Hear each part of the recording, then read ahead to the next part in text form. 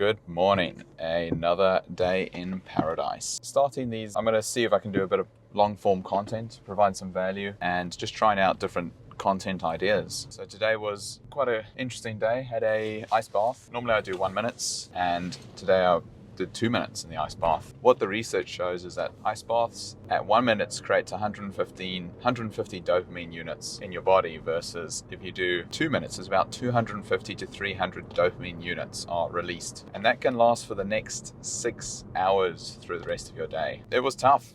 It was really tough, but I do feel warmed up. I had to do about 50 squats, 50 push-ups, 150 jumping jacks. Now I'm feeling really good in the mornings. It's Auckland, sun is shining, heading into winter, so it's a bit more cooler, but yeah, it's a good day. Basically, I haven't really thought about what to say, but I'll talk about what I'm aiming towards now at the moment. So I'm reading a book on a billionaire, and he's talking about his whole business journey on building up the business, all the struggles and problems he ran into. And it's quite interesting to see that you go through life, you're always going to face challenges and adversity, and there's always going to be doubts and uncertainty. That's part of the journey. If we knew a venture was going to be a success, would we hesitate to do it? That's the main question. And it's probably the answer is no. We will never hesitate to do anything if we knew it was going to be a success. But there is that uncertainty that it fails, you lose money, people worry what other people think. I mean,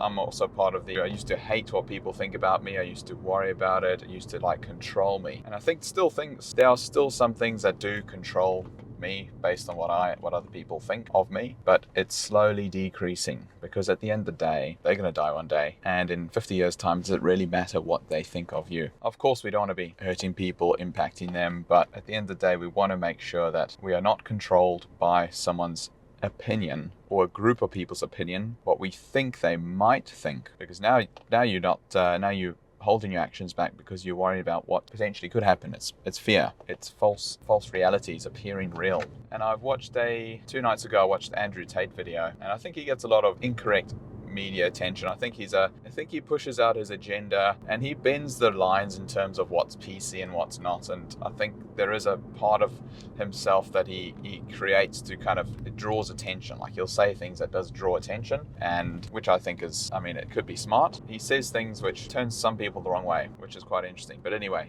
he's got a Top G course, and I spent probably about 2 hours watching this Top G course yesterday, and it was incredible.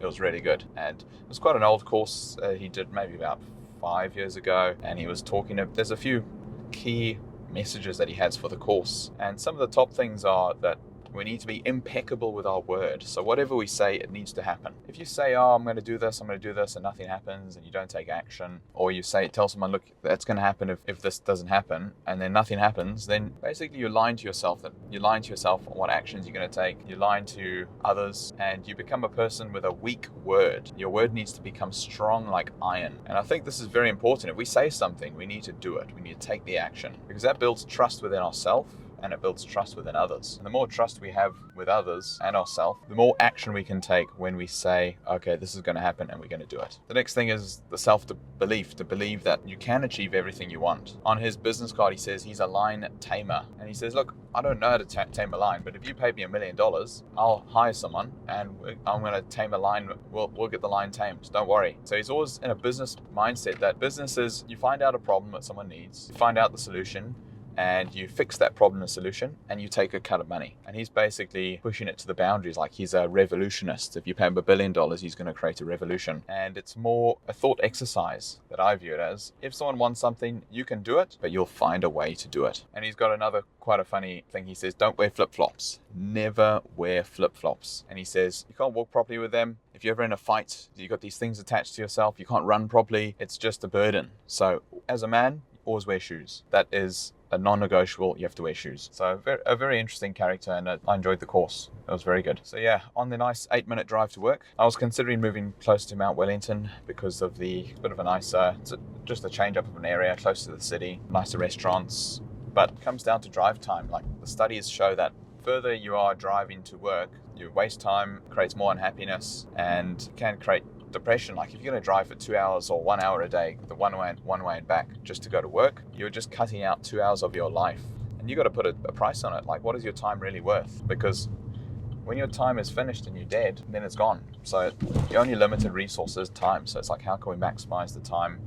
How can we put the most effort or enjoyment in that time? And if I was to choose, I would choose not to drive at all. I don't want to drive anywhere. Driving is a waste of time, to be honest. Yes, you can listen to podcasts, you can do this, but essentially you're selling your time to the car, to driving. So I would always try and advocate for the least amount of drive time. I looked at my day. Most of my day is spent in appointments with customers, and my second highest use of my time is in driving. That's my singular activity, driving to places, driving here, driving back, and I'm a real estate agent, so I'm driving a lot. So I'm like, okay, well, how can I cut down my driving? Well, either I can get other people to drive for me, so when I go places, I get someone else to drive, and then I'll be on my phone and calling. Or the next thing is to employ more people so that they can do the driving and meetings and appointments, and I can do less driving, and I'm more focused on hiring, managing, motivating others. So the last thought I'd follow up and leave you guys with is the time study. So Alex Hormozi, he created a time study, and what everyone should do over a full week is to allocate 15-minute blocks through their calendar